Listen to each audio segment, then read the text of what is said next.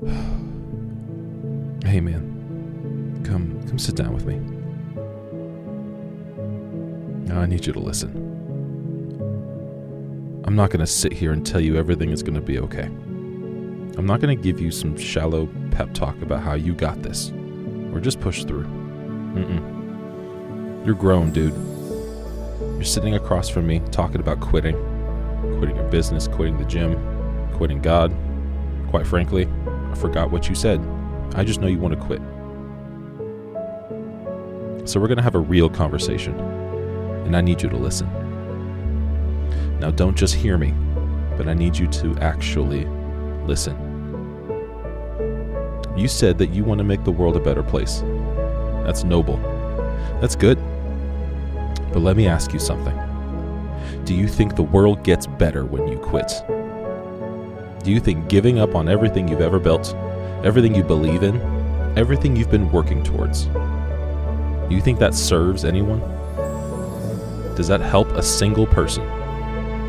Or does it just make you feel temporarily relieved from the pressure you're under? Listen, I know you're tired. I can see it. You're exhausted. You're in your life-forming time. You're trying to figure out how to build something meaningful while everyone around you seems to have it figured out. Social media is showing you highlight reels, man. Your friends are posting the wins. And you're sitting here wondering why your business isn't exploding, why you're not seeing the results in the gym, and why God feels distant. I get it. But here's what you need to understand. What you're feeling right now, the valley you're in, it's exactly where every single person who's ever done anything meaningful has found themselves. Every single one. You think you're special because you're struggling? Wake up. You're normal. The struggle is the thing you're supposed to be in. It's not a sign that you're on the wrong path. It's the sign that you're on a path that actually matters. Let's talk about your business first. You are building solutions for others. You've been working with people that you care about. You're doing real research. You're understanding their problems. You're developing strategy. That's real work. It's meaningful work. But somewhere along the way, I can tell you've started measuring your worth by immediate results instead of the value you're actually creating. I can see you comparing your chapter 3 to someone else's chapter 20. You want to quit? Fine.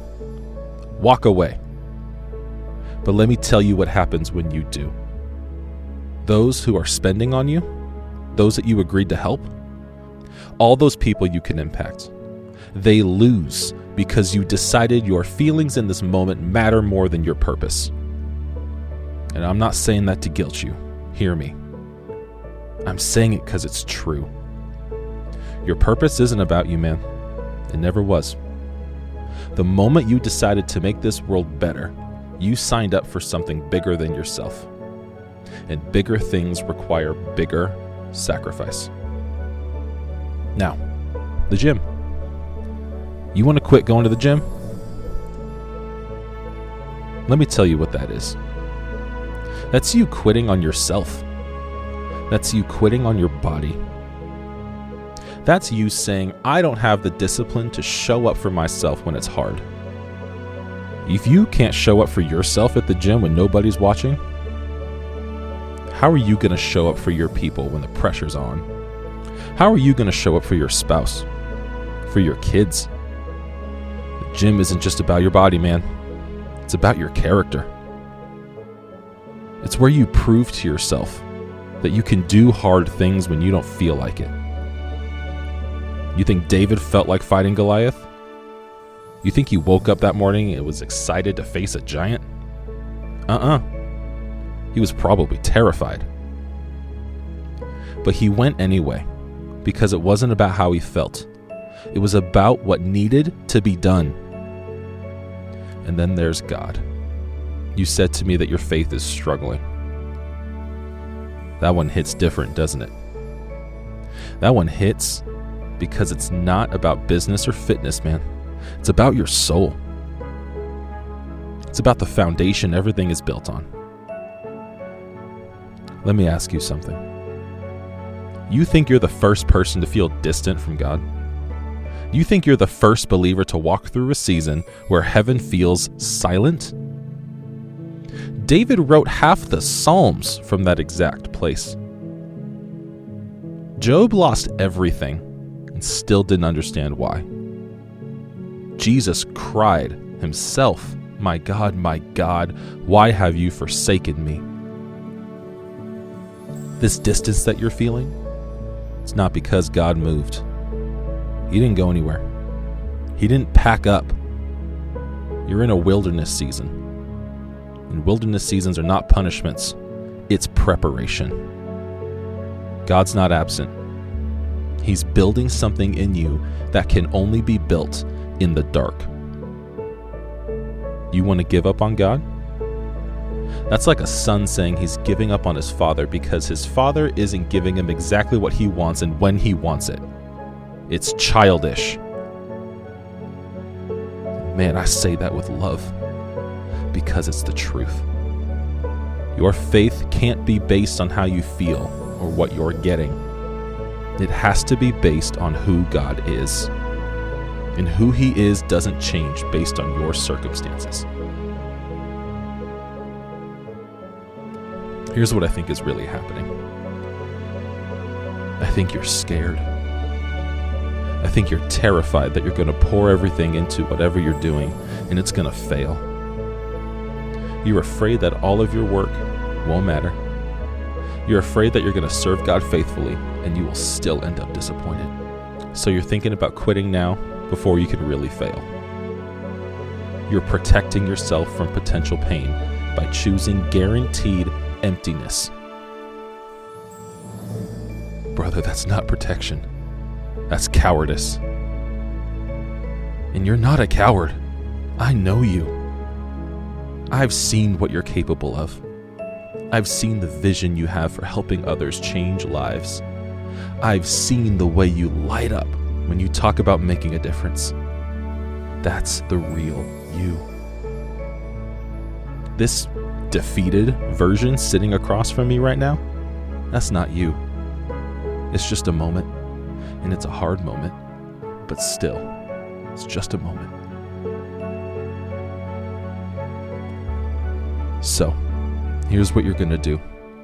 You're going to get home tonight, and you're going to make a decision. Not based on how you feel, but based on who you want to be. You're going to ask yourself, 5 years from now, 10 years from now, when I look back on this moment, what do I see? Do I want to see the person who quit when it got hard? Or do I want to see the person who kept going even when they couldn't see the way forward? Tomorrow morning, you're going to get up, you're going to go to the gym, you're going to spend time with God, and you're going to get your business done. Not because you feel like it, not because you're excited about it, but because you're the person who keeps their commitments to themselves. And then you're going to work on your business even more. You're going to send that one email. You're going to read that whole scripture. You're going to make a phone call. Whatever that one thing moves you forward, just one thing. And then you're going to pray.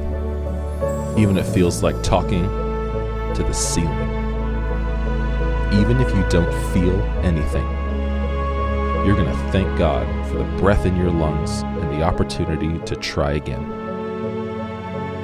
You're going to ask Him for strength you don't have and wisdom you don't possess. And you're going to trust that He's listening, even when it doesn't feel like it. You've got 50, 60, maybe 70 years ahead of you.